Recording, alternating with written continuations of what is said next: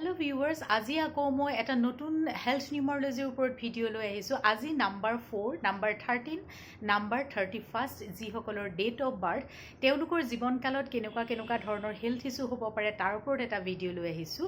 তেওঁলোক হৈছে ৰাহুৰ মানুহ, যিহেতু ময়ো তেনেকুৱা, সেইটো কাৰণে আপোনালোকক জনাবলৈ পাই বহুত বেছি ভাল লাগিছে যে ইয়াৰ নিশ্চয় ৰিমেডিজো আছে। মানুহৰ জীৱনত যিমান প্ৰব্লেমছ থাকিব তাৰ সলিউশ্যনো থাকিব, ভয় খাব নালাগে।